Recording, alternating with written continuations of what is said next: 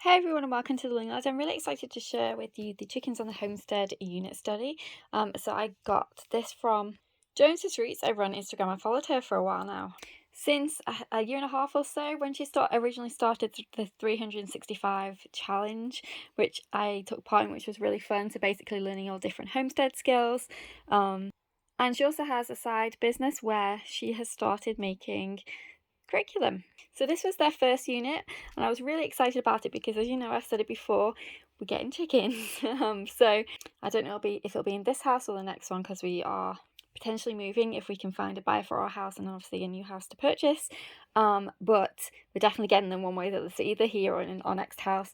And I thought this would be the perfect unit study to do before we get our chickens. So I'm planning on doing this in springtime, or just before spring actually, because we want to get them in spring. So it'll either be in this house or our next one. Ideally the next one, because then we don't have to transport them. But if we have to wait a little bit longer for them, I'm not too worried. Ideally we get them in spring, mainly because my daughter wants to get chicks. She doesn't want to get layers. She wants them, the whole experience. So my next door neighbour got them when they were 14 weeks or something, but she's not happy about that idea at all. She wants babies. So I thought this would be the perfect unit study. So she does have different leveled workbooks. So she has the preschool age, she has early elementary and upper elementary. So the upper elementary is 4 through 6th grade, I believe. So her and her husband actually wrote them. She's a graphic designer, so she did all the graphic design on them. And then she had them assessed by a teacher, and went over the standards and everything with them. So they are really rigorous and thorough in terms of what she's put into it. But it looks amazing. So what you get, I got the digital download. She did have them as a physical product that you could purchase, but I decided, obviously, for postage and things, to get the digital version. With my digital version, I got the teacher's guide, the upper elementary workbook, and then I got some manipulatives. So these were these flashcards for the different breeds of chickens with the information on the back, and then these manipulative little cards that you use for different things, so for math and things. So there are different chicken items.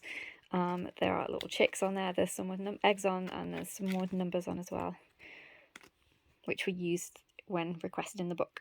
Okay, so I'll look at the teacher's guide first, and then we'll look at the workbook. So she's made the unit study and advertised it on her Heritage Schoolhouse page on Instagram if you are looking for it. So basically what they're trying to focus on for their mission statement, I guess, for their company is reviving old-fashioned skills, teaching children about regenerative agriculture, empowering families to thrive with life skills, and educating the next generation on nourishing food. I really like that idea. Those statements are amazing.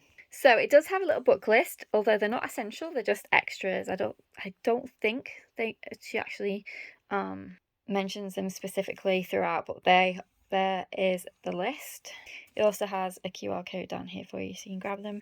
There is a supply list section, and you're going to be cooking 4 different things throughout the unit. So you're going to make homemade pasta, homemade chicken stock, Grandma Verna's perfect soft scrambled eggs, and homemade pickled eggs. And again, you've got your QR code for your resources.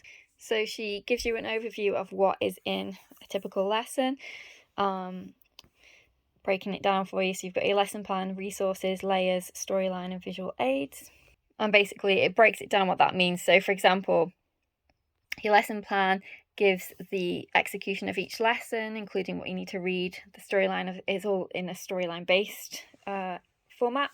What resources you need, and then you obviously got your QR codes. And then she explains that there are 2 layers. So layer 1 is to establish a solid foundation of knowledge, and then delve into layer 2 for upper elementary students, or if younger students express a curiosity for more in-depth learning. The chicken unit is based on a story. So basically it's a story and letters from a neighbour to delve into the subject. You're tasked with planning and designing their chicken coop, and it also covers concepts such as entrepreneurship, money management, saving, budgeting, and empowering students to create their own thriving backyard homestead. That's really cool. I love that. So each lesson is set up in a similar way. So you've got your plan here, which you can tick off if you want to, telling you what you need to be doing. This is for layer 1, so if you've got the younger ones, or obviously wanting to go into it on beginner level. And then we've got our letter from our neighbour, and then our layer 2 section is more in depth. There's lesson 2. Again, you've got your QR code for resources, and if she's even put background music in the QR code playlist, which is cool. Talks about different supplies. I've skipped to lesson 12, baby chicks. So there is a video for you to watch about a chick developing. Again, that you can use that QR code to find the video. Another video talking about pasty butts, incubators.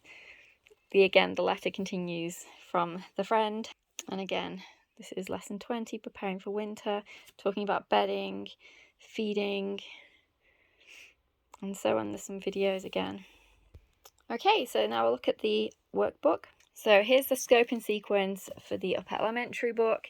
So you've got your science, language, art, social studies, life skills, and art. Oh, and math as well down there.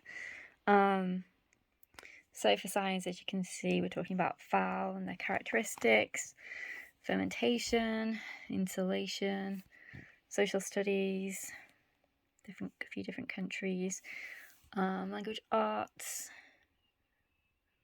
It's not secular, but it's not, I don't think it's overly done either, and I think you could easily skip those bits out if you wanted to. We've got life skills, which I'm really excited about, so making all these different things.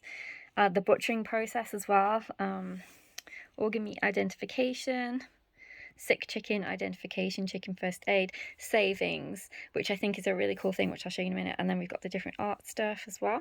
So the first lesson they get to draw themselves as the homesteader, which I thought was really cute. So here is lesson 1. So it tells you which activity. So this is their science. So we're talking about traits or characteristics of the fowl.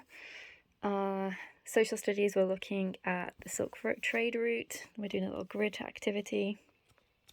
They're drawing from, it's like a directed drawing because it's telling them what size and shape everything is for the old coop that Farmer Blake had, or gave them. We've got some hominins and some spelling words. A little section for their notes, and then we're on to lesson 2. So we're labelling the type of farming styles and defining aspects of them.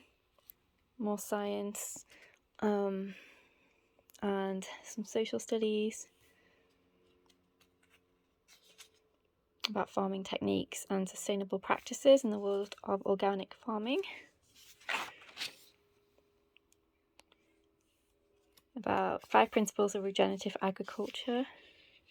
Synonyms. To get to design, do some chicken math, that's what you use the number things for. It's multiplication in the upper elementary level. Life skills, so we're talking about building our coop.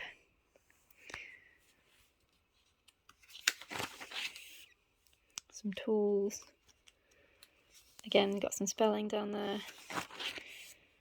Different breeds of chickens. Different types of chickens. Some social studies. Got some language arts addressing envelopes. There is a little bit of non-secular here, but again, that's fine with me. Plant-based and animal-based diet for the chickens. Fermenting. They get to actually do it and ferment some of their food for the chickens. I mean, do you know how to do that? Because I certainly don't. It's going to be a fun thing to learn. Egg anatomy. It's just amazing. So life skills, this is where they're learning to make chicken stock. So a quick flip through. Life cycle. They get to do some budgeting, so for their saving for their coop, and this is their money jar to keep their money in. So here is some copy work. Here's where they get to add their coins to their ledger. For saving for their coop, some picture study. So that's basically a general overview of it. So obviously we haven't used it yet because we're saving it till just before spring, but it looks amazing. You can definitely tell it's been made by a graphic designer and someone who knows what they're doing. Obviously they've kept chickens, they have a homestead, they're about to move to their own homestead. So you can see all the effort that's gone into it and the knowledge. I really enjoyed her 365-day challenge, and I'm super excited that she's come up with products that children can use. to help them learn all those homesteading skills, how to be more self-sufficient, prepping, in terms of your pantry, you know, having things on hand like for canning, and it's just amazing. And I'm super excited about their first unit, and I can't wait to see all the ones that they create. So that is Chickens on the Homestead from Heritage Schoolhouse, or that's really loud, someone outside, or Jones's Roots. They have 2 different accounts on Instagram. But yeah, thanks so much for watching. If you've bought it, let me know what you think of it, because I'm really impressed. I think it looks amazing. So I'm really excited for us to do it, and I hope she comes out with more levels, including middle school and high school. She hasn't so far, but I'm hoping she will. Anyway, thanks for watching. Take care. See you soon.